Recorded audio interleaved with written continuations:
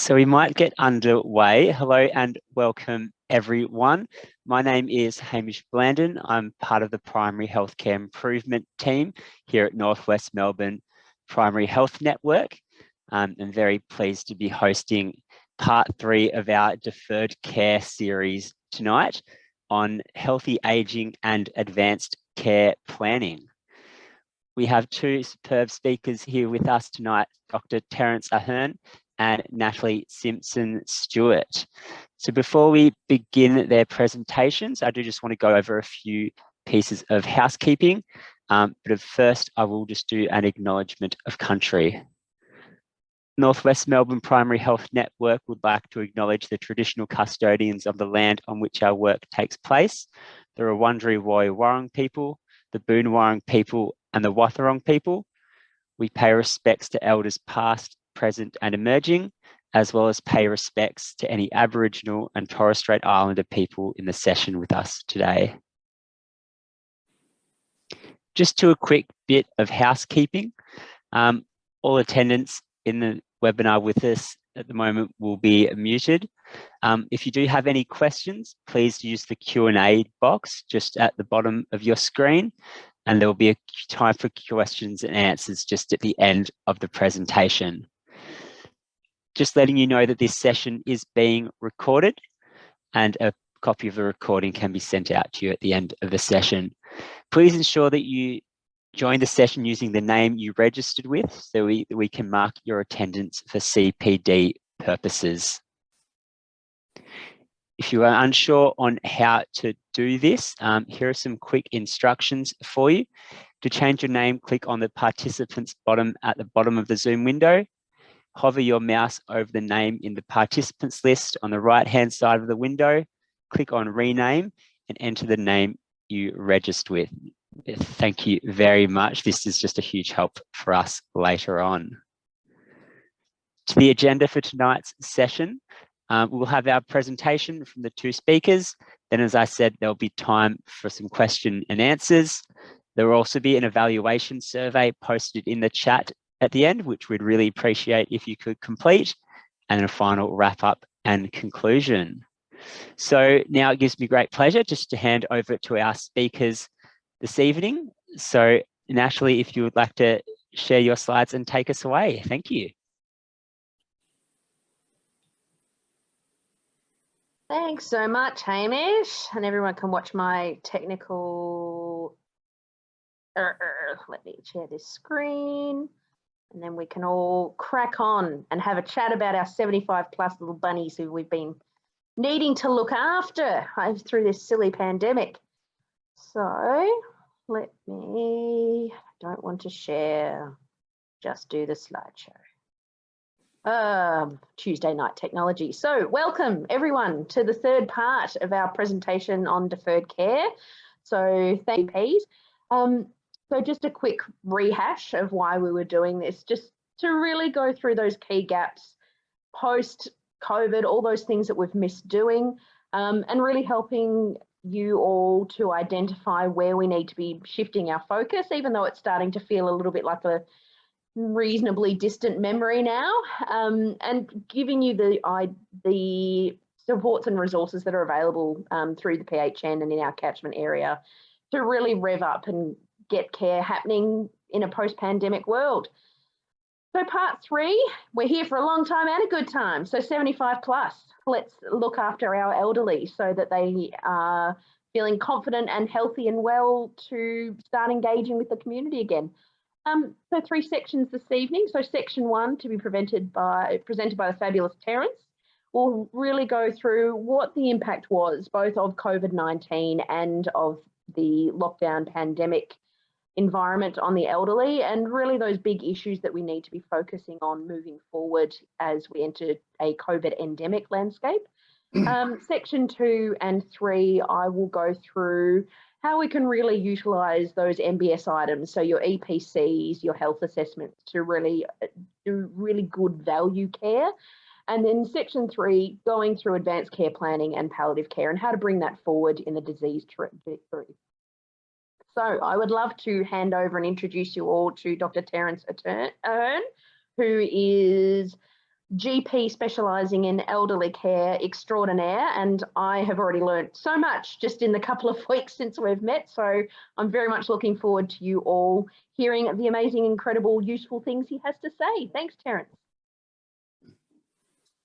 Well, thank you, Natalie, and thank you everybody else for tuning in today. All you great workers. We'll just move on to the next slide if we could, Natalie. So remember back in 2020 when we were in lockdown and fearful of getting COVID. It was a pretty difficult time, and we were all considered heroes just working through it, and it was a pretty stressful time. And I think it had an impact on certainly the mental health of healthcare workers, and certainly the physical health and the mental health of our patients. Our patients were isolated. They were often fearful, being alone, or worried about going out, socialising. So it was a very difficult time for them, and obviously a lot of them didn't come to the clinic and were otherwise doing telehealth consultations. So with that isolation, there was reduced activity. There was less exercise groups. Allied health services were unavailable. I remember osteopaths. The osteopath across the road from our clinic, he was booked out for 2 weeks or more, and he couldn't see anyone for 6 months. He closed down, and he had to find another job because he just couldn't get back to work with lockdowns. So allied health was a real problem. Obviously, you couldn't exercise in groups, and people were sitting a lot on the couch and watching Netflix or resting or reading, and not getting out so much. So it was the emotional problems too, of isolation, not connecting with family and friends other than on the Zoom meetings or whatever. And there was obviously fear about their health and safety. And the worst off were the residents in residential aged care facilities who were unable to have visitors and had lack of activities. Every time there was a sniffle in the place, they were all locked in their rooms for 7 days. So it's been a pretty difficult time.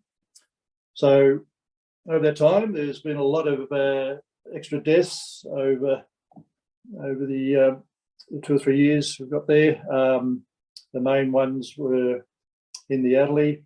They only had 7% of the cases, but 75% of the deaths were in residential care. They had 70% of cases and 75% of the deaths. So they're obviously more vulnerable. Next slide, please. I might get Natalie to explain some of this slide, but there are just some variations there. Would you like to talk about that one, Natalie? Yeah, absolutely. So what we're looking at here is data from the Australian Institute of Health and Welfare's report on care during COVID. So we all felt it. There was definitely an increase in telehealth. It all felt like we were working in our own little backyards for a little while. The interesting thing is when we look at the MBS data, so when we're talking about this table on the left, or the non-referred GP attendances, we're really looking here just at GP consultations, both telehealth and face-to-face. So the actual trend that we've been seeing didn't change that much. I think we all felt like we weren't doing as much work, but it seemed to recover quite quickly. So the actual numerical data doesn't show a massive downturn. Even when we look across, we're thinking, okay, we saw our elderly patients left. Table on the right, if we look at those GP attendances, we're still seeing that increase on the 2016 numbers. Interestingly, though, if we look at the data from 2021, around 10% of all MBS claim in general practice were actually related to the COVID-19 vaccine assessment items. So while the overall numbers have been increasing, a significant proportion of those consultations were not for routine care. So have we actually seen a drop that's not being reflected in that data that we have? So I will hand back to Terence, and he'll tell us probably what we all know, that maybe we weren't doing as much chronic disease management as we were pre-pandemic. Yes, Natalie. Obviously, we weren't doing the chronic disease management items, the management plans, the health assessments, and medication reviews, and the diabetic cycle of care, all those sort of things we weren't managing so well, which was difficult because we didn't have face-to-face contact. So that shows the decline there. Next slide. So how did it impact our patients? Obviously, the lack of face-to-face, we weren't checking blood pressures and cardiovascular checks, skin checks. Immunisations, I'm not sure about. I think a lot of people still came for their obviously COVID vaccines, and a lot of people, more people actually came for their flu vaccines, but they wouldn't have been attending other vaccines, maybe the Zostrax and the Prevnar and those other ones too. So things were missed out. People were deconditioned. They weren't exercising. They weren't getting the right nutrition and the exercise programs. And some people were walking around the blocks and doing activity, but not doing not as enough to prevent deterioration. With deconditioning and isolation, there's an increased rate of cognitive decline, and obviously, with the deconditioning, there's osteosarcopenia. That's loss of strength, and in the bones, and in sarcopenia is loss of muscle strength and bulk. So we weren't looking for those things. Obviously, diabetic cycle of care, people weren't having their feet checks or going to the optician or their eye specialists. And it's a bit hard to assess their cognitive decline over the phone, and health assessments and sarcopenia assessments weren't being done. So next slide, please. So there's quite a few questions about what we need to do. We need to re-engage with those patients. We need to make them feel safe and look at the priority patients, and we need to try and find what's the best care for them, and particularly the ones that are most vulnerable. So I think it's important that we get back to doing those health assessments and getting them to be looking preventive care again. Can we get the next slide, please? So, as we said, the missed targets were the vaccinations in some people. Some people were having their boosters. A lot of people have missed out on their third and fourth boosters. The pneumococcal has been less often, shingles too. Influenza, I'm not sure if it's been reduced in the elderly. Certainly the younger people were getting it more often. And so I'd be interested to see how many didn't have the flu, vaccine. But obviously there's been less flu around because people have been isolating, and hasn't been a problem.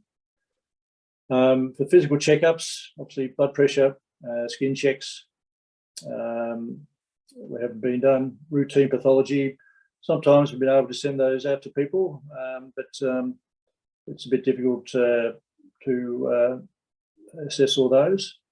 Height and weight is always very helpful, at least every year for our elderly population, to see if there's any loss of height due to osteoporosis or crush fractures of the thoracic vertebra, and if there's any loss of weight or excess weight due to less activity and poor diet. The grip strength and other tests can be done for sarcopenia. If you haven't got it, it's a good idea to get one of those grip strength machines, little devices. They're $30. They're very valuable. Otherwise, there's other ways you can assess by taking a history or by doing an examination, including sit-standing tests and typing them for that, walking over 6 meters, and balance tests. So it's worthwhile assessing the elderly for those things. DEXA scans haven't been looked into much over the last couple of years because of People haven't been going for those, and probably they haven't been available at the radiology department. So it's important to try and get those patients over 70 who haven't had one done, and otherwise patients who've had a fracture or should have one done, or otherwise those who have one some years ago need to have it repeated again. So we need to get back to assessing our patients and try and get them with the management plans, or otherwise to pay privately for extra services. A lot of the management plans are just used for podiatry, and they have their 5 visits and they won't have anything else. But I think it's important that you try to get them to review their condition, look at their care in the future, and think about reducing falls and fractures, because falls and fractures do cause increased morbidity, early death, and cognitive problems. So it's important to try and get people to get to the physio or the osteopath or exercise physiology, or to activity groups, and also to talk about their diets. And you can refer to a dietitian, and you can refer them to an occupational therapist to assess their homes or their falls risk. But it may well be worthwhile looking for them to just record a simple a daily diary of their food intake, and just see how much of the right food they're eating now, because majority of patients I find aren't having enough protein. So they, for an elderly person over 70 or 75, needs to have at least 1 gram of protein per kilogram a day, and in residential care it's 1.2 grams. And they need enough iron to keep them from being deficient. And I found that probably 50 to 60% of my residents in aged care are iron deficient. And otherwise they need enough calcium in their diet. And you have to be aware of that, because calcium, if they have too much calcium and they have it at the same time as their iron-rich foods, the calcium prevents the absorption of iron. So it's important to talk about their diet. And obviously vitamin D. If they're not having supplements, they probably haven't been out to have enough sun, particularly the winter we're having now. It's probably low. So it's important to try and talk to their diets. And if you don't do it yourself, try and train your nurses to talk about diets and keeping their strength up and preventing falls, which is a great risk. So there's some of the issues. Obviously, looking at cognitive problems and other long-term problems are more of concern. And we'll go on to the next slide, please, if you could, Natalie. I think I will leave this mostly to Natalie, and I'll just make a comment where you like, Natalie. Sounds good to me. Always willing to have your expert opinion in the background, because I only know nurse stuff. So we're our team, we work as a team. So moving on, we've got all these lofty ideas about, okay, these are all the things that we need to really get gung-ho about and bring our patients in and start addressing. We also need to look that we're running a business, and it has been a tough couple of years. So if we're going to put this work in, we also need to make it viable and efficient, so that we're minimising disruption, we're minimising bringing people in unnecessarily, and really making sure that we're using our time efficiently when we do have our patients in front of us, now that telehealth is ongoing. So 2 big things. First one, start with a 75+ health assessment. We can claim this annually. It's billed as a health assessment item, so time-based, 701, 03, 05 or 07. So why do we do it once a year? If we look at World Health Organization definitions, it's not just about the physical, it's about maintaining that functional ability into old age, so that people are able to engage with life and have a good quality of life, as well as just that absence of disease and a presence of health. So it's not just looking at the medical nitty-gritties, it's also looking at, are they meeting their basic needs? Cognitively, are they still able to have independence, make decisions, be mobile, maintain relationships, and engage with society? When we talk about the key factors for healthy aging, there's sort of two big domains we look at. So the first one is intrinsic capacity. So obviously the skills and the things that patients have within themselves. Obviously, this varies from person to person because of either socioeconomic factors, health-related issues, injuries, age-related changes. We also then look at the environmental factors. So how does that person exist within their own personal environment, within their home, within their community, and within wider society? And what are those systems doing? Are they supporting or hindering people being able to engage in those environments? So I always say to people that there is a spectrum between people being very, very well and very, very not well. And as we get older, and particularly once we head into that elderly age group, that gap really widens. Part of it comes down to intrinsic factors. And we know that it's not just health decisions that people have made. We know that socioeconomic factors, geographic location, family, sex, gender, ethnicity, religion, cultural factors all play an impact on that person's ability. So we don't talk about so much as equality. What we're looking at is equity. So we're not giving everyone the same help. We want to give people the help that is appropriate to get them to their peak level of functioning. So the health assessment, what a great way to do all these things.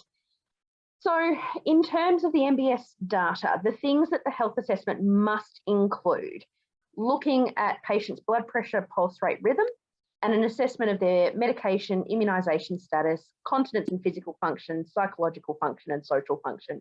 That's it. That's a small list. That won't take us too long. It's a bit basic. You'll find that most software have a health assessment template. It's always a good place to start. They're generally not as comprehensive as they need to be to do a really good quality health assessment. And when it comes to 75 plus health assessment, I always block out an hour with myself. So I'm the nurse, and then my doctors will have 10 to 20 minutes depending on the patient as well. So you can use a time-based assessment, use the time effectively. Make sure you're setting the time aside. We can claim it once a year, do it properly.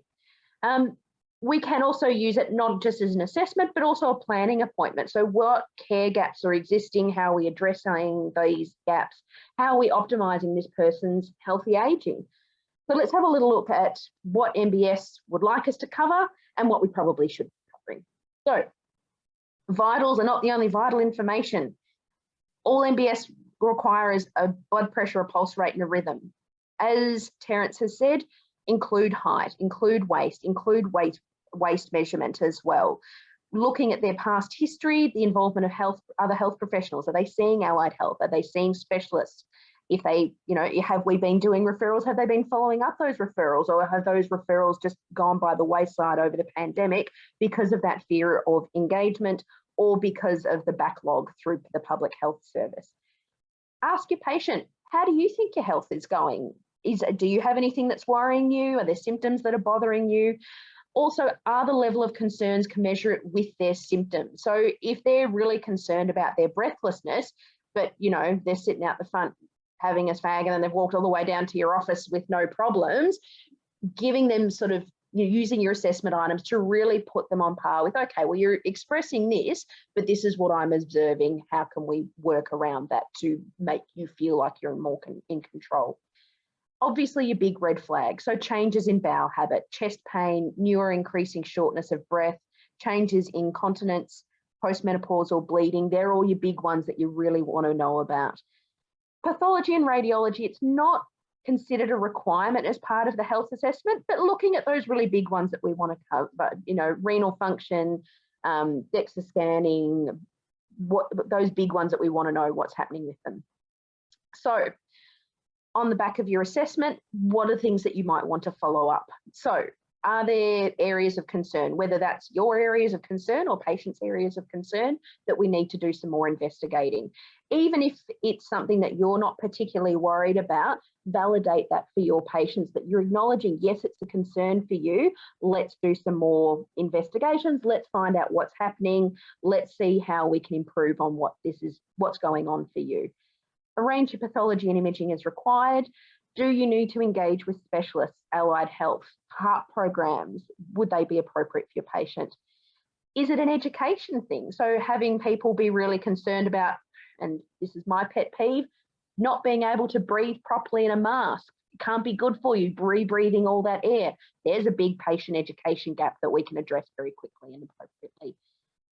The sort of five big ones for consideration of HARP, or that really, these ones, particularly if you've got multiple in the one individual, these are your ones that are big red flags for they're most likely to end up in hospital. So COPD, congestive cardiac failure, diabetes, any degree of renal impairment, or recurrent UTIs, knowing the impact that that can have on cognitive function, and recurrent cellulitis. Those are the patients you really want to be getting a really good network of specialists and allied health around, so that we're supporting them and trying to prevent those avoidable hospital admissions.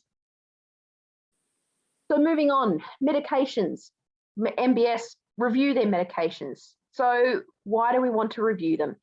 We know that polypharmacy is a risk factor for increased side effects from medications and also further health impact. So when we talk about polypharmacy, we're really talking about 5 or more medications. If we look at the safety and quality data, for patients 75 years and over in 2018 and 2019, 100% of patients had 5 or more medications prescribed in the data. So everyone is at risk of polypharmacy, and all of those patients we should be considering a medication review for. Particularly high risk ones, so apart from the number of medications, long-acting non-steroidal anti-inflammatories, obviously we're concerned about renal function, gastric effects. Medications that cause dizziness, sedation, confusion, particularly if you're doubling up, there are medications where multiple risk factors for those. We're worried about then risk of falls. Renally excreted medications, renal function in the elderly. If their EGFR is going down, do we need to look at the dosages of those medications to make sure that they're at an appropriate level? Also asking your patients, are they using any over-the-counter medications, any herbal supplements, anything that other practitioners have prescribed that we don't know about? And it's really about making sure that your medication list in your software is up to date. My Health Record's a really good place to look, or God bless them, ask them if they've got that little list in their purse or their handbag that they can bring out for you, and make sure that what you think they're taking is what they're taking. How is your patient actually managing their medications? Are they doing really well, doing it independently? You have no concerns? Do they have family coming in to help them, loading up a dosette box once a week? Are the family on the same page with the medications that you're on, that you've prescribed? Are the dosette boxes being set up correctly? Do they have a Webster pack through their pharmacy? And making sure that what's listed on the Webster pack is what's being prescribed. They're not foolproof. So I always do get my patients to bring them in so that we can corroborate what's on the Webster pack compared to what's in my medication list. The other thing to look at is there barriers to compliance. So obviously device use is one that we really come across with our COPD asthma patients, particularly metered dose inhalers can be an issue for people with dexterity problems.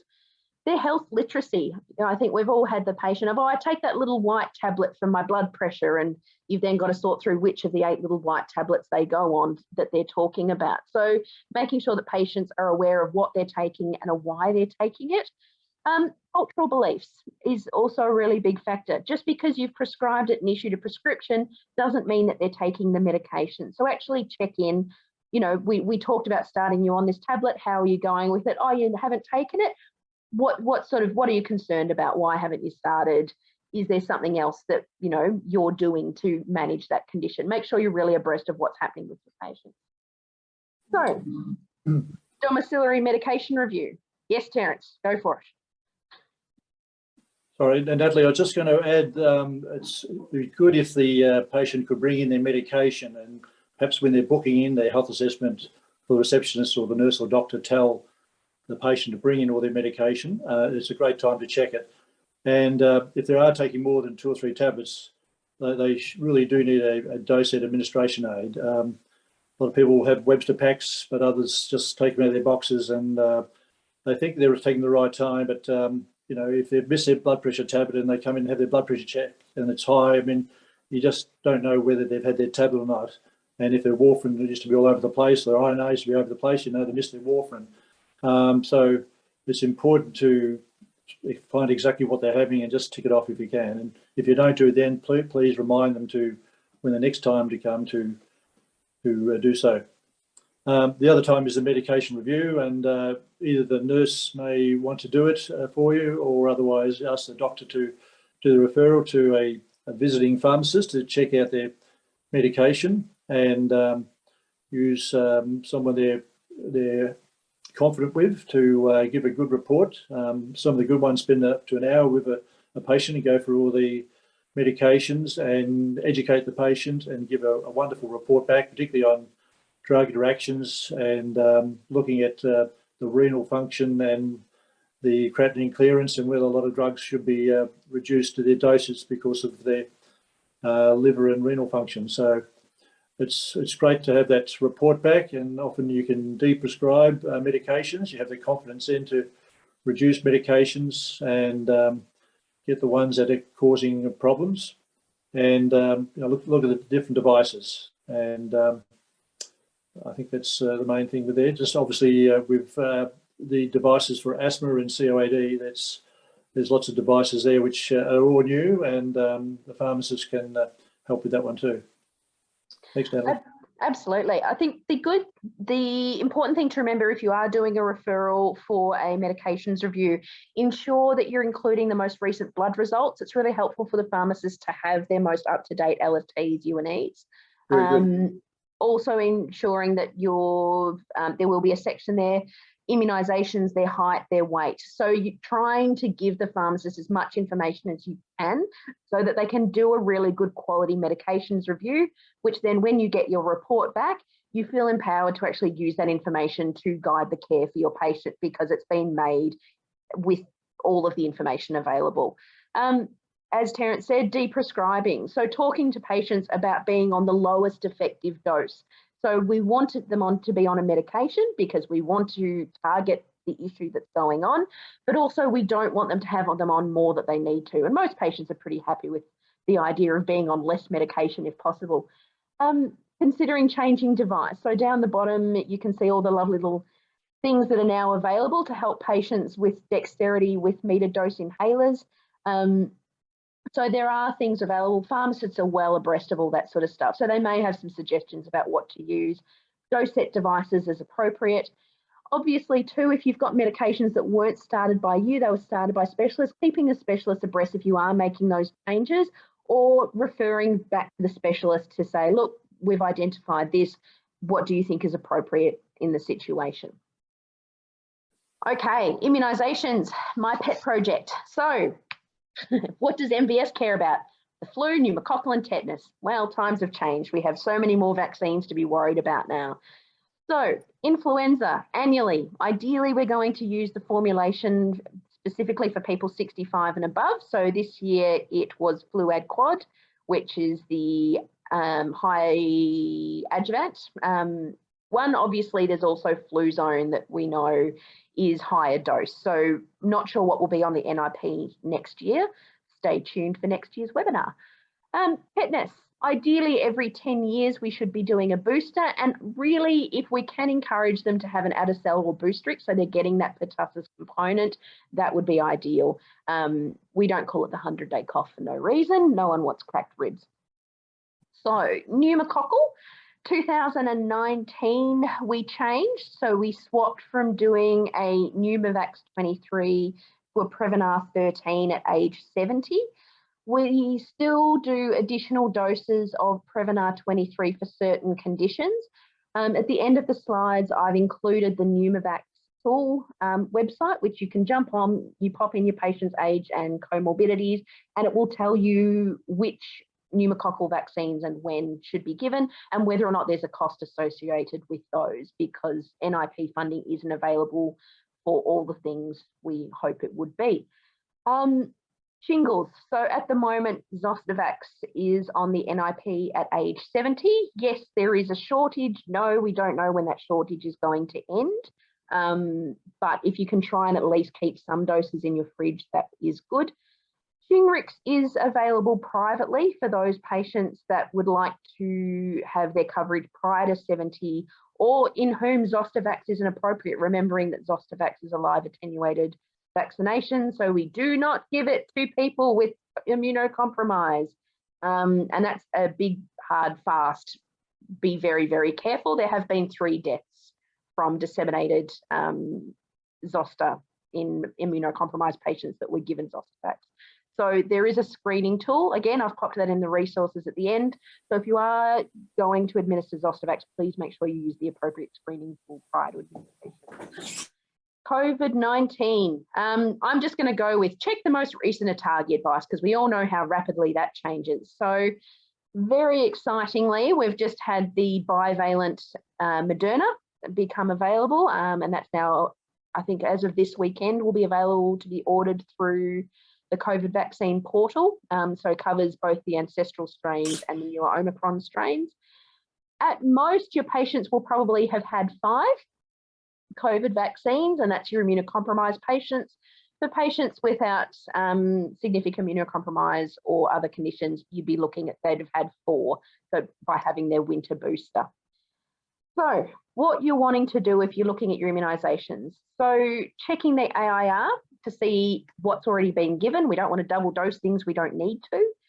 If they think that vaccines might have been given prior to 2017 when the AIR became a whole of life register, requesting their immunisation histories from their previous practices can be helpful as well.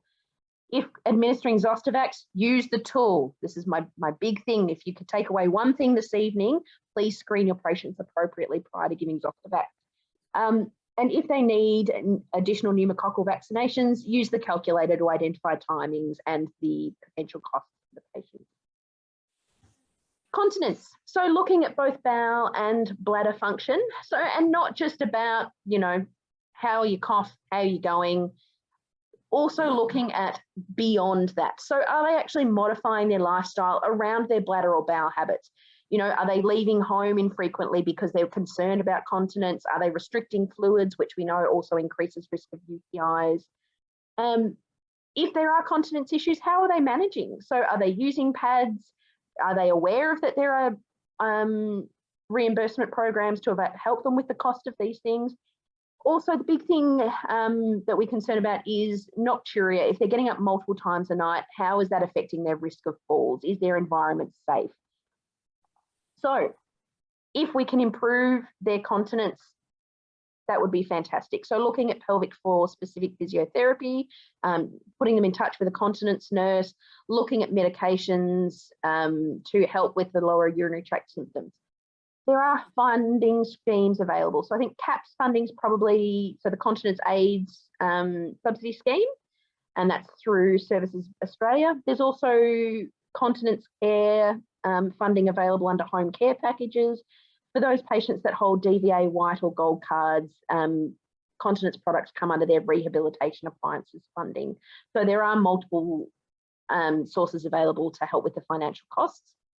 In terms of getting the patient up to what they can be doing to assist with their continence, the Continence Foundation is amazing. They've got some really good printable resources, and they also have a phone hotline, so patients can actually call and speak to a nurse continence specialist over the phone whenever they would like to. So I've popped the links in for that at the end. Physical function. Oh, I mean, I look at this woman, holy moly, wish I could do that. I've got to start my yoga, I think. So overall physical function, including ADLs and a falls history. So start with your basics. Their SNAP, smoking, nutrition, alcohol, and physical activity profile. Are they meeting recommendations? What are the barriers that are stopping them? So is transport an issue? Financially, are they struggling? Skills, do they actually know how to cook? And, you know, have they had a loss of a spouse that did the bulk of their cooking or getting out and socializing? Let's have a look at those holistic factors that may play an impact. look at their vision, their hearing, their oral health. All of those things are going to have an impact on their physical function. Not just focusing on those personal ADLs, so you know, your hygiene, also looking at engagement with community. How are they able to go out and do those daily tasks like shopping and engaging with friends and family? Also, and this is the joy of doing an annual health assessment, you can look at the change in function over time and how rapid that change has been. Have we kept up with the services that we need to put in place to keep those people as independent as possible? If there is an impact, why? Is it because their arthritis pain is really poorly managed, or they have a really poor understanding of their pain and that's starting to limit their physical activity? Is there a lack of strength? Have they deconditioned over the pandemic? Do they have no energy because they're iron deficient? Motivation. Have they lost a spouse? Are they a bit depressed? Is there some cognitive decline that we're not aware of? Or are they just introverts that are happy to be at home all the time? So remembering not everyone needs to be outgoing and social and engaged in stuff all the time, but having a look at how do they feel that their function is going. Also looking beyond the individual, do their family or friends have concerns? And I think it's one of the big things when you do get children coming in with the parents for the health assessment saying, oh, mum doesn't really leave the house much. Is that a concern for their mother, or is that a concern for them? And is it something that we need to be doing something about? Falls and balance is obviously a huge one. So how is their balance? And I'll touch on assessment tests in a little bit. If they have had falls, and I think a lot of the software will ask them, have they had a fall in the previous 3 months? Where are they having the falls? When are they having those falls, and how many falls are they having? Is it when they're getting up to go to the toilet at night because they can't reach a lamp from their bed? Is there a rug in the hallway between their bedroom and their bathroom? Is it when they're going out to the shops and they're not seeing the curb and so misjudging that step appropriately? Do we need to get their vision tested? So all those little things, you start with one question, and as you tease that out, it opens up a whole lot of other things that we need to be looking at. So, is there areas of concern that we need to be doing a more in-depth assessment? So the mini nutritional assessment, protein is looked at, appetite, amount of meals, and it is normal to have a drop in appetite as we get older, but it's about making sure that even if they may be eating less, what they're eating is good quality, nutritious, sufficient protein, sufficient micronutrients. So looking at those signs of osteosarcopenia, so that deconditioning, so loss of muscle strength and also loss of bone density. So gait speed, so what we call the time up and go test. Their grip strength using the dynamometer, which is that lovely hand grippy thing. If you ever want to feel really bad about yourself, have a go. Body composition analysis. So you can request this with a DEXA, and it will look at muscle mass as well as bone density, but generally there's no MBS rebate on that one. Then looking at when we've done those assessments and we've identified that there may be an issue, do we need to do an ACAS referral? Do they need some assistance with the ADLs while we work on, reconditioning? Or at the point where their health conditions are actually impacting on their ability to participate in their ADLs, let's take some of the burden so that they can actually use their remaining energy for things that are enjoyable rather than vacuuming their house. Other available community support. So My Aged Care is not the be and all and end all. I'll go through available supports a little bit later, but looking beyond just doing a My Aged Care referral, also touching on falls prevention. So even in your patients who haven't had falls, I always just go through, look, now that we're 75, I have this conversation with anyone. These are the sort of things that I worry about for people that might pop you at risk of falls. Do any of these apply to you? So psychological functioning. So looking at both cognition and mood. Easiest way, are you worried about your memory? Have your kids or has your spouse mentioned that they're, that you seem a bit more forgetful than usual? If you need to do a dementia risk assessment, so schedule some time. So I think big thing is you can do it as part of the health assessment, depending on how much time you've got available. If you're going to do a cognitive assessment, you want it to be not rushed. You want the person to be relaxed, have it, not at the end of the day when they're exhausted or if they're stressed about other things. Choose an appropriate time to do it. The other thing to do is it cognitive decline or is it depression and anxiety? I think there is some crossover, and I think Terence really put me onto this. What you think may be cognitive decline may be actually a underlying mental health issue, and sort of teasing out which is which. Are they both at play? So looking at your cognitive assessments, whether that's a GP cognition assessment, mini mental, or a RUDAS. RUDAS, particularly if your patient's from a non-English speaking background, RUDAS is a better one to use rather than mini mental. Looking at your mental health, your geriatric depression assessment, your DAS, your K10, your big ones. So looking at them, discuss normal age-related changes to memory. So I think a lot of elderly people will become quite concerned that they're starting to get dementia. Flowing is normal, forgetting is not. So I always talk about, the pathways might be a little bit rusty, but you'll get there in the end. If you're not getting in there in the end, that's when I really want to know about it. Also scheduling in, if they are worried, okay, well, let's schedule a time to do an assessment. We'll see where we're at, and then we'll check in at a 3 or a 6 month interval and see if there's a bit of a drop. Have a chat with them about what their concerns actually are. Is it particular things that they're finding that they're forgetting or that they're worried about? If you have identified that there are issues, then stepping up the ladder. Do we need to do a referral to a geriatrician, a memory clinic? Do they need a psychology or mental health support worker referral?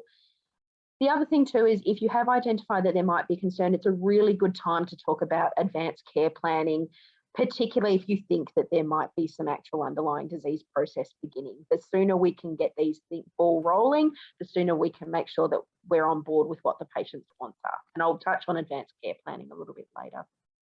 Natalie, just a comment. The assessment for mental and cognitive function, if there is any sign of that, just remember the 4 Ds to assess for. So it's if you've got cognitive decline, you need to assess for dementia, but you need to rule out delirium and depression and drugs. So some drugs have side effects, like the tricyclics or the opiates, and other drugs cause cognitive decline. Delirium, so you need to do a full screen of pathology tests and a midstream urine, and do that before you refer off to anywhere else. And depression needs to be ruled out. So just keep that in mind. Okay, so moving on, looking at social function. So not just in a party mood, but also looking at how they are interacting with their community. So really basic living situation assessment. Is where they're living appropriate for their needs? Are they able to manage with their housework? Do we need to be looking at, do we need to get an OT assessment? Is their home safe and appropriate for them? Do they actually feel safe in their home? Are there things that they're worried about? It could be horrendous neighbours. It could be they're living in unstable housing. It could be concerned about finances. Do they feel safe to go and engage with their community and actually leave home? Discuss caring responsibilities. Are they a carer? Do they have a carer? How much and what type of care is being provided? Finances, do they have any concerns about money? Particularly, I think it's very appropriate in this economy. Who manages their finances? Are there any concerns about elderly abuse? Particularly, we know from family members. It's a really difficult one to assess, and I think this is the benefit of having a really good ongoing relationship with your patient, where you're checking in with them regularly so that you can pick up on those little cues over time. So current supports and services. So do they have formal paid supports? Is it all informal through family or friends? If there's an emergency, who provides that help and how quickly can that help get there? How do they feel? Do you feel happy most days? Do you feel a bit more down than usual? Do you wish you had a bit more companionship, particularly in people that have lost their spouses? How have you been going since you lost X, Y, Z?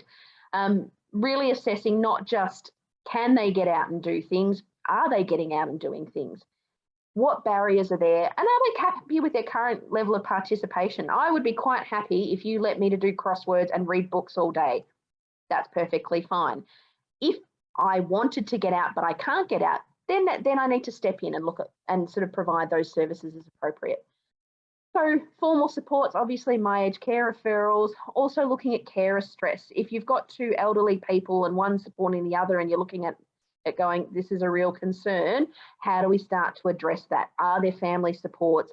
When do we need to scale up? Are they aware that potentially they're in a bit of a tenuous situation? Do they have really good insight into what's happening?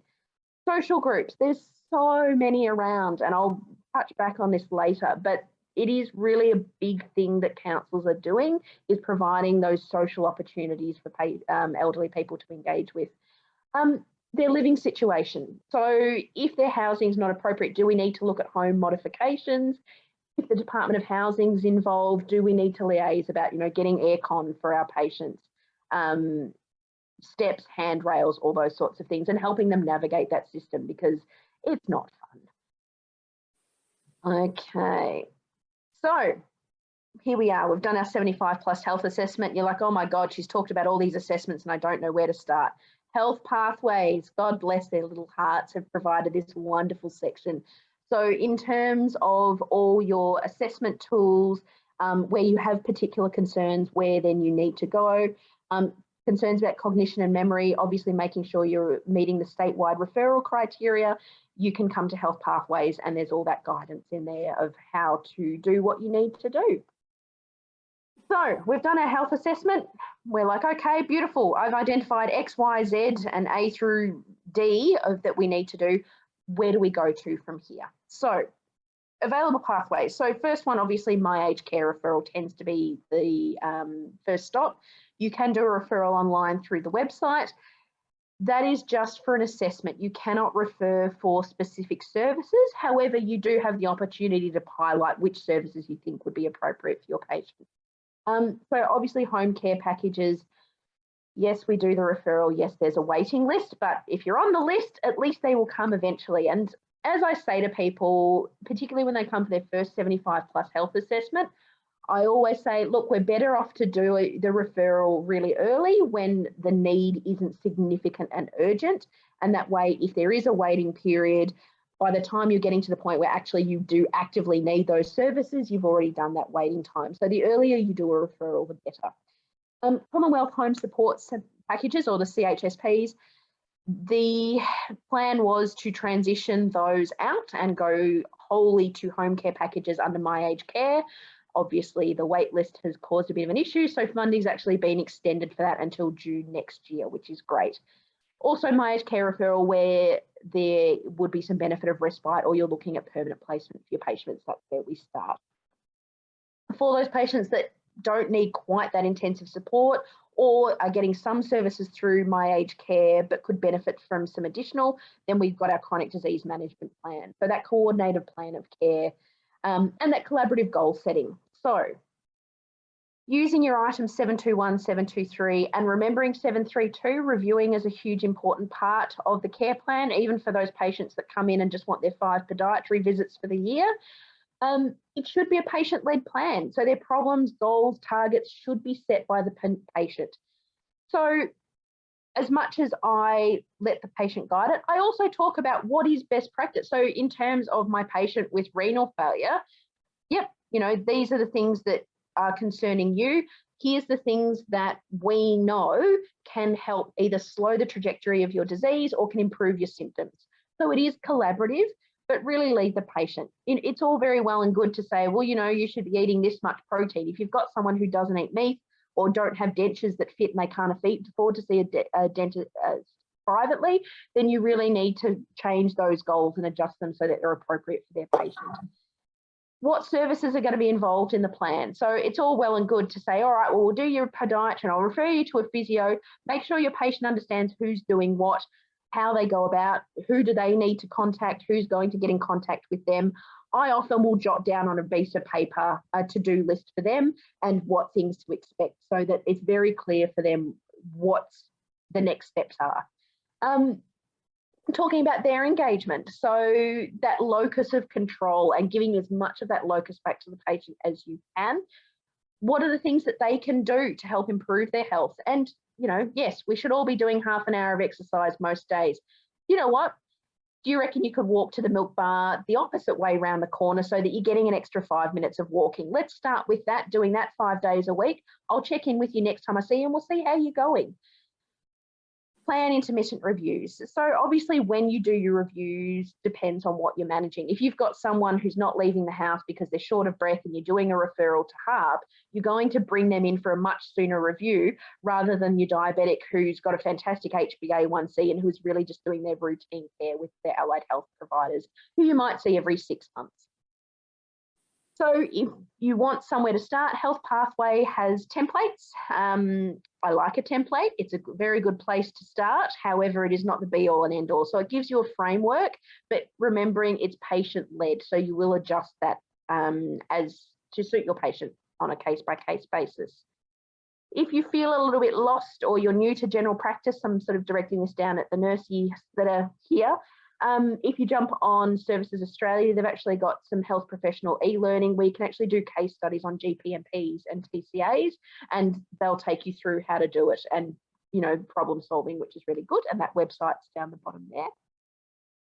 So we've done our referrals, we've done our care plans. I know that this person needs services.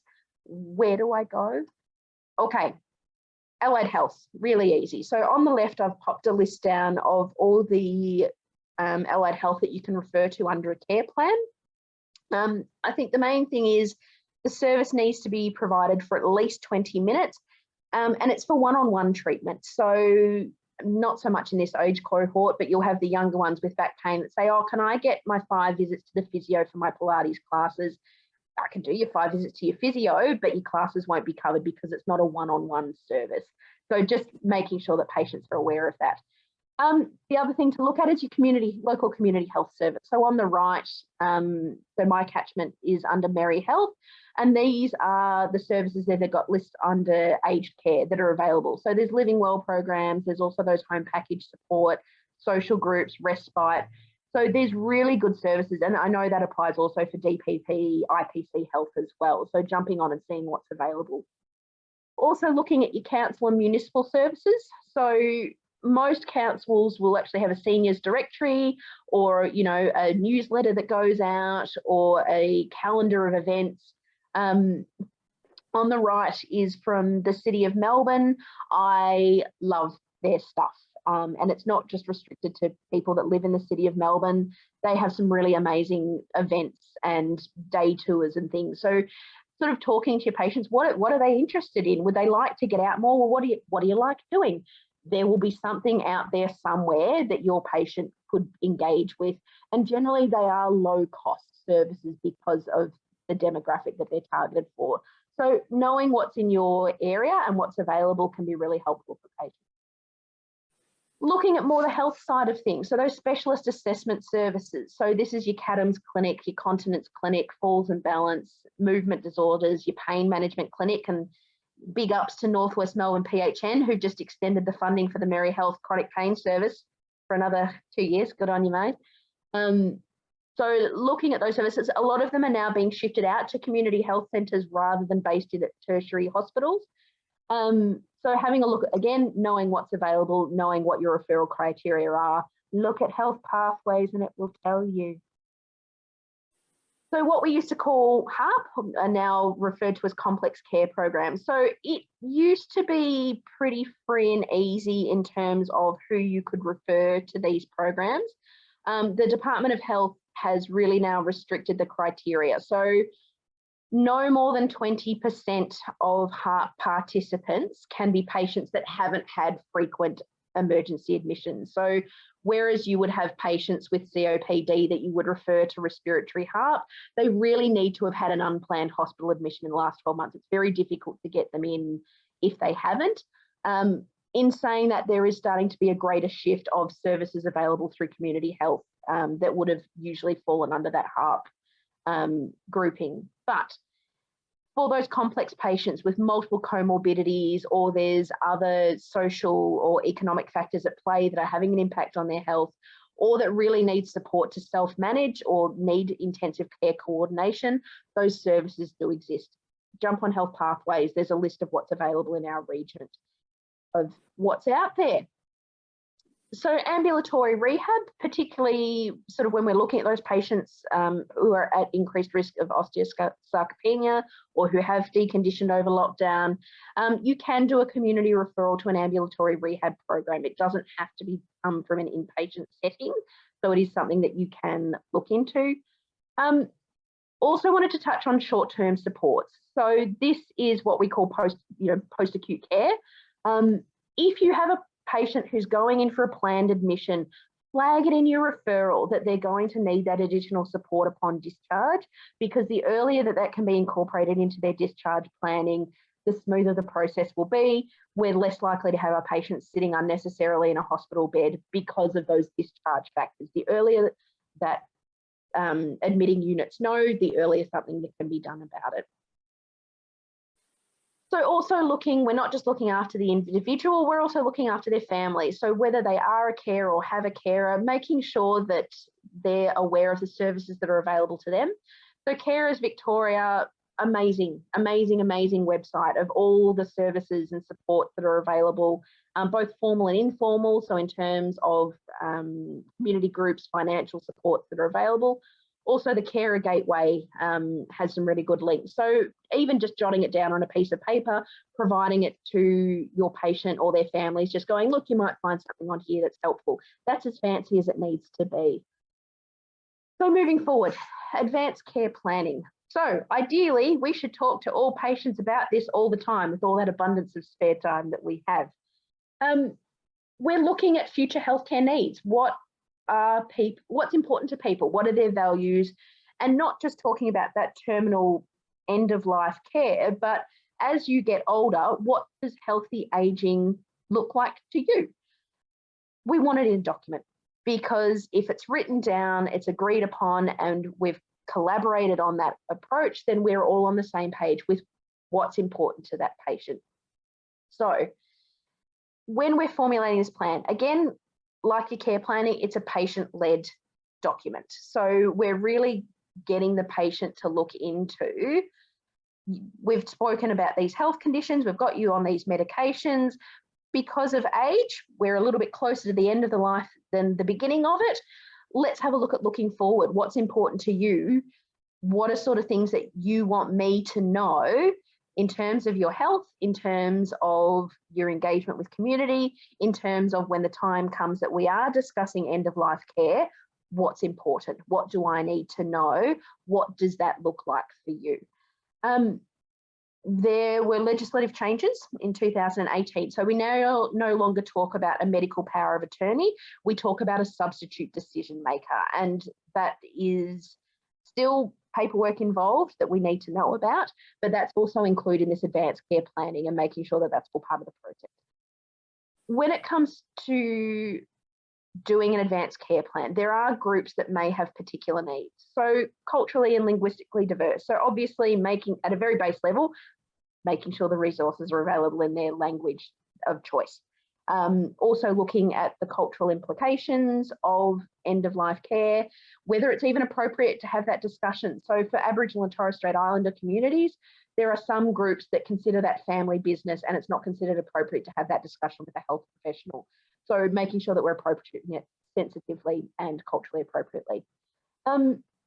Members of the LGBTI communities, looking at their family structures. So depending on what their journey has been, they may not be in contact with their family of origin. Their substitute decision maker may be not who you would assume it would be. Making sure that you're open and addressing things in a neutral manner so that we've got a good idea of who their support network is and not just assuming it's family.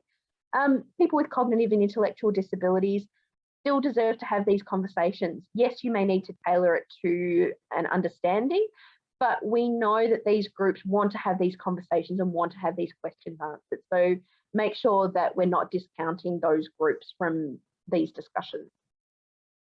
So the Advanced Care Planning website, which I'll show you in a minute, is a really fantastic resource in terms of everything you could want to know, right from where to start, how to address the conversation, what things we need to know. Some of the key things for general practice. So when we're talking about new diagnosis, particularly if it's a life-limiting illness, making sure that advanced care planning is part of that discussion when we're talking about this diagnosis or changes in treatment. If your patient does have an advanced care plan, make sure that we have copies of those documents and the statutory regulation forms for the substitute decision makers. We don't want to end up in a situation where our patient can no longer make those decisions and we're unaware of what the plan was if there was one. Also encouraging your patient, when they have those documents, share them, with the people that are involved. So making sure their substitute decision maker has an updated copy, making sure we have an updated copy, making sure if they're a frequent visitor to hospitals that that hospital has a copy of that paperwork. Also making sure there's a copy of it on their My Health record if they have a My Health record. So just clarify that with your patient. It's a living document. We want to review it regularly. People's change, people's views change, their opinions change as the disease trajectory changes. What they may change. So making sure that you're touching base with your patient on a regular basis. Advanced care document, I know we've spoken about this in the past. Do you still feel that way, or do we need to make some changes? Also including the substitute decision maker and involving them if it's appropriate. Activate it when needed. It's there. It's the best guide to your patient's wishes that you can have. Making sure you've got that up-to-date copy, and when the time comes, using it, because that's what it's there for. We are in a privileged position that we get to see people from the beginning right through to the end, and I consider it such a joy and an honour that I get to follow people right through to the end of their lives, and my care doesn't end if they can't make those decisions for themselves. And that's why I think this is probably one of the most important parts that we can address in the 75+ health assessment, because I want to know that the care I'm providing is the care that they want right until the end. So Health Pathways has a good place to start, just in terms of a dot by dot point of how do we go about it, how do we actually make it, sign it off, what legal and ethical requirements there are. Advanced Care Planning Australia, so it's run through the Austin. Their website's amazing. It's got resources for family, resources for patients, how to create a plan. It's got links to all the forms that you would need state by state, because there are state variations. They've got some really good e-learning resources as well. So I'd say jump on there and have a little bit of a look around. It's amazing. When I have patients come in for their first ever 75+ health assessment, there is a guide, and I'm pretty sure it's under the education section, and it's what is advanced care planning. And it's just a 5-page document about what it is, how you do it, and how to start the conversation with family. And I actually pop that in their little package of stuff to take away with them. They have a read. When you feel ready, or if you'd like to have a chat with it, make a time to come and see me and we can have a chat about this in more detail. So actually opening that conversation for your patients, because they might want to, they might just not know how. We can help them start that conversation.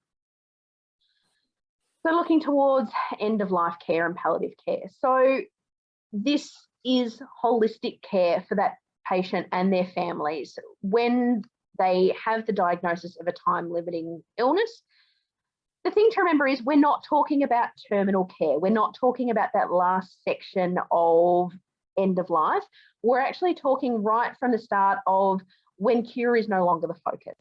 And that can be really early on. So, when you're making that initial diagnosis of COPD, we know that that is probably going to shorten that patient's life. We know that there are potentially symptoms that are going to be distressing, and we know that this is going to have an impact on their family and their carers. So it's not just about the practical medical supports. It's also how are we supporting our patients spiritually, emotionally, practically, as well as medically.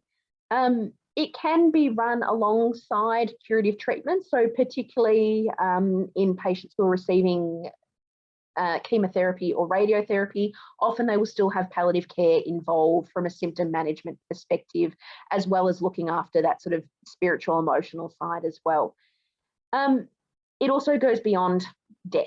So palliative care teams will often remain in touch with families even after your patient has passed to help them through the bereavement process and support. So often that can go on for 6 to 12 months after your patient has died. So when do we introduce it? When we need it. So it might be really early on. So you might have made a diagnosis and your patient is extremely distressed to have that diagnosis. That's a really good time to get palliative care involved and explaining to a patient it doesn't mean that we're not going to actively try and treat you. It doesn't mean that we're giving up. What it means is that I can see that you've got some really strong emotions and you seem to be struggling with those diagnoses. These guys, this team will help support you. And, that can be as little or as much as you like. It's not a linear process, so they may have a significant amount of involvement at the start, and then once they're set up with their supports, that may draw back and then may not re-engage until quite late in the disease trajectory.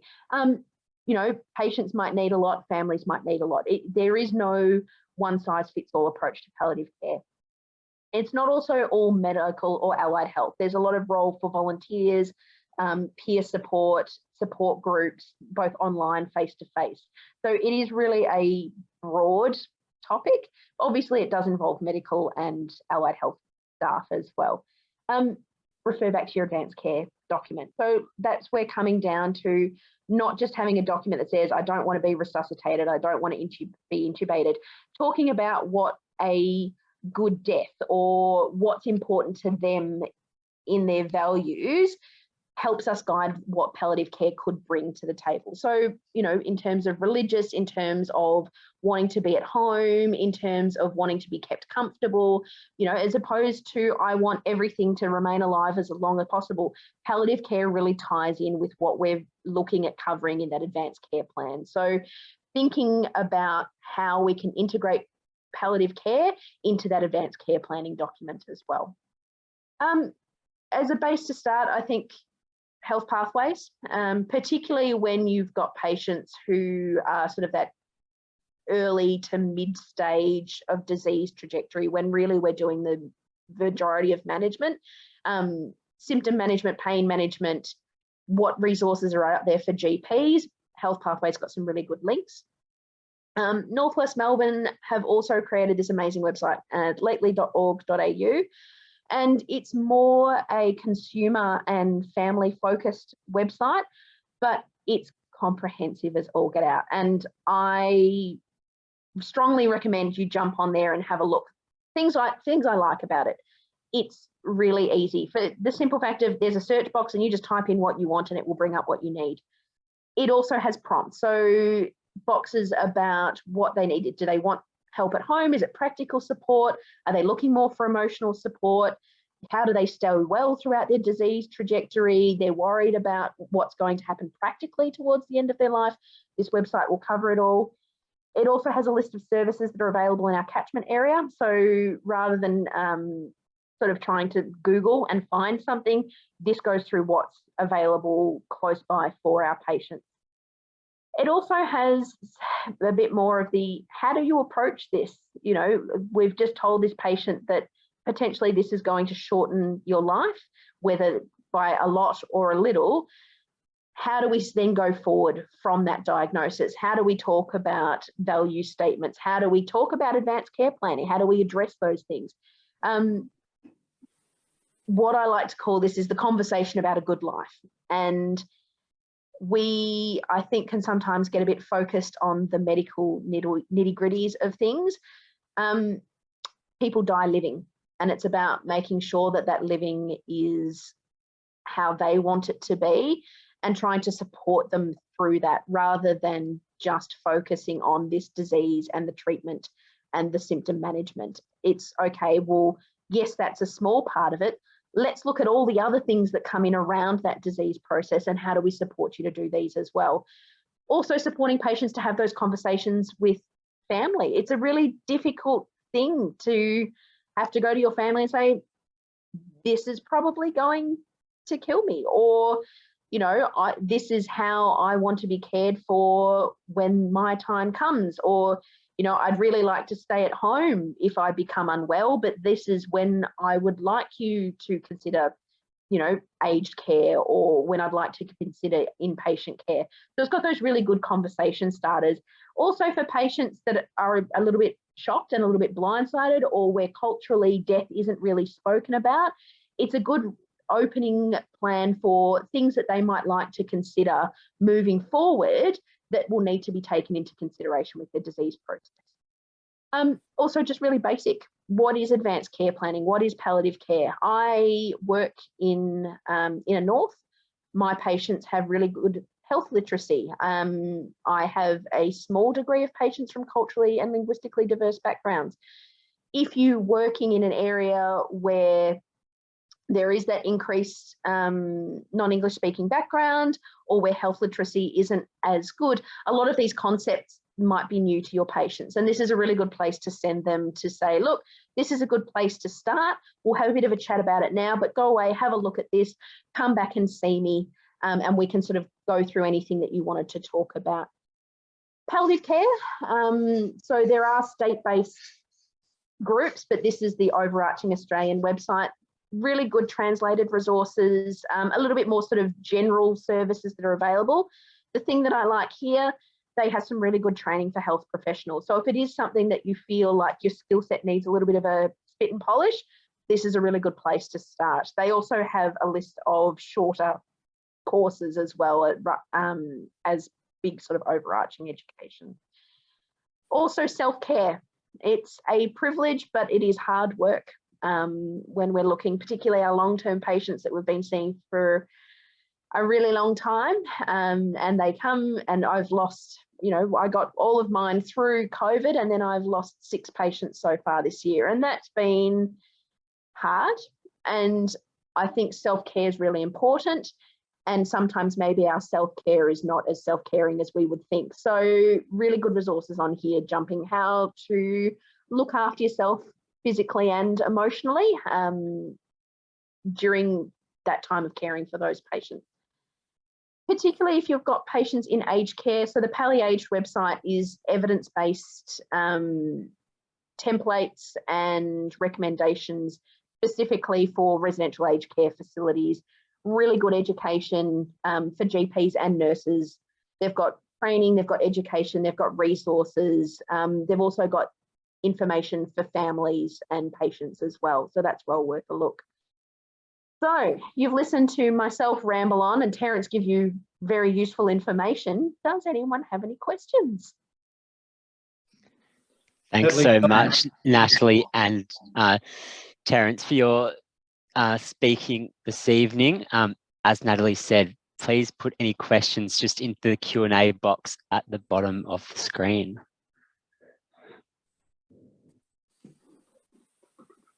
Whilst you were talking, Natalie, I think a couple of questions did come in earlier. One of them is, will Shingrix become available on the schedule? If so, when is it likely? So, officially, no. Okay. Going off what I saw happen with Pneumovax. So the history of Shingrix, it's been available in the US for a really long time. We did want to have it in Australia, but we couldn't be guaranteed continuous supply, which is why it's only come out here in the last 6 to 12 months. There are no head-to-head studies comparing Zostavax to Shingrix. They're undergoing them now. But in terms of a cost-benefit analysis, we haven't got a big overarching head-to-head study. However, when we were changing from Pneumovax to Prevnar for the 70, when we were going from 65 to 70, I did notice that Pneumovax started to become not as available. I do wonder if that's why Zostavax is becoming less available, because we're considering Shingrix might go on. Officially, there is nothing to say that. I think, in my own personal opinion, I think, yes, Shingrix probably will go on the schedule, whether that's in conjunction with Zostavax and restricted to use for immunocompromised people, or whether that will become the vaccine that we use. There's nothing official yet, but I think at some point, yes, it will probably happen. But officially, no idea.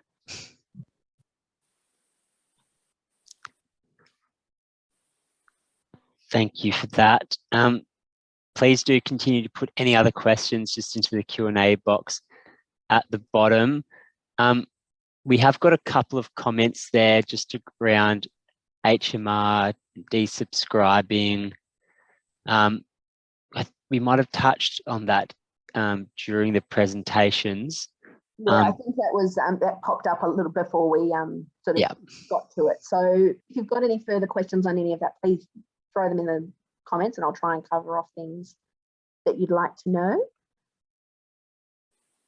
I think the thing too is the 75 plus health assessment has to cover so much. You want to do a really efficient job, but I think there's also, it's really just a starting point to identify where issues are so that over the next 12 months of care, we can see where we need to branch out and cover those things off. So it's a good starting point of, okay, let's look at what your health's been doing for the last 12 months. Let's plan for the next 12 months. Because, you know, we can do that in an hour, that's fine. But you try. And we aim to do the best that we possibly can. And some are easier than others, obviously, as well. I'm glad you said that, Natalie, that it's a starting point, because I think if you try to cover everything you were discussing, it would take you 8 hours rather than 1 hour. It was everyone's backside presentation. So it was a great way, and it is a screening test, and often you have to do the screening where you have lots to follow up on, and obviously the early dementia screening. There are the 5-question dementia screening tests you can use. Simple depression assessments, continence, and all those main ones. You can often just do the shortcuts and get them to follow them up later. Often you can't cover the whole lot at the time, and you're only human. So thanks for that comprehensive discussion of those items. There's one other item I'd like to mention is item 729. I'm not sure if you ever use that one, Natalie. I don't, but I only have 70 patients over the age of 65. So it doesn't have to be over 65. It's for any patient with a chronic disease. Yeah. If the patient's already got a management plan in place, and if you have a discussion with the hospital on a discussion of having a discharge from hospital to the community or to aged care home, then you can claim item 729. It's only the value of a 732, but and you can only do it every 3 months. So, but it's just recording that discussion, and it helps to have a comprehensive discussion with the resident or the nurse at the hospital for a discharge of a patient from hospital. Absolutely. Discharge planning from hospitals, that's a whole other webinar all on its own. Yep. And there's 2 more questions there. One is the slides will be available. Do you know that, Hamish? Yeah, so slides will be made available to everyone just at the end of the session. We'll send them out to you all.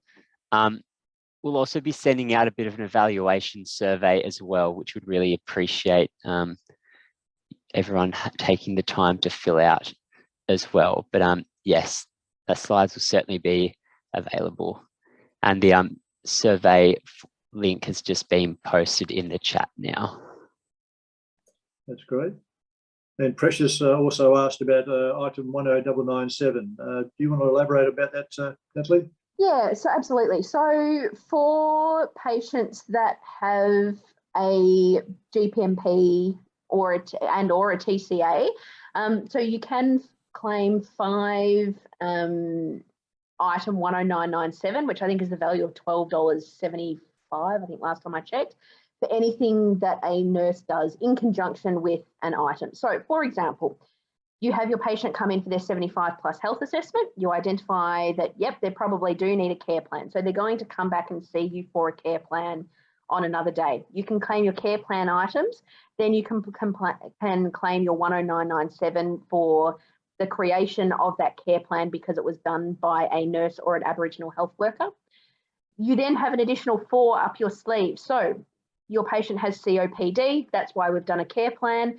Under that COPD care plan, we know that they need to come in for their flu and pneumococcal vaccination. So when they come in for that consultation, you'll claim your item 3 or your item 23. You can also claim a 10997 on that day with the nurse doing that immunisation. If you're going to bring the patient back in for a health education session, so for example, you've realised that their health literacy around their diabetes is not great, you can bring them back in to have a consultation with the nurse, claim a 10997. You can claim a maximum of 5 per calendar year. The way I use it for my patients 75 and over is generally I will do their health assessment, and then I will look at, okay, when am I going to see them? What do I need to be doing in the next 12 months? And sort of looking at when we're going to schedule those appointments. So generally I will talk to them about coming in for their flu vaccination and catching up with their vaccines then, and their COVID vaccines. I will then also yes, you can, sorry, I've just saw Denise's question. Yes, you can claim it for patient education regarding their injectable medications. As long as they're on a care plan, you can claim it. So absolutely. You've got those, it's basically 5 billable nursing opportunities per year for you to address care that's been outlined in their care plan, is the easiest way to look at it. So if you're having an interaction with a patient as a nurse or an Aboriginal health worker, or a patient that's on a care plan or something that's related to their care plan, claim your 10997.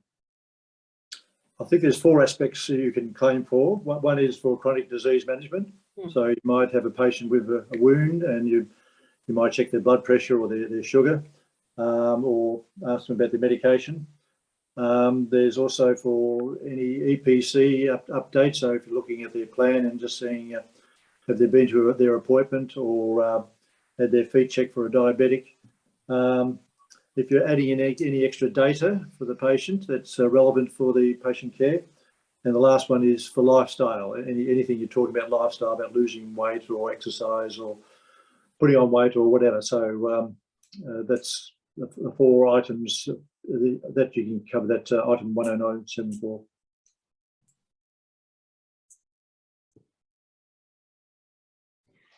Are there any final questions from anyone at all?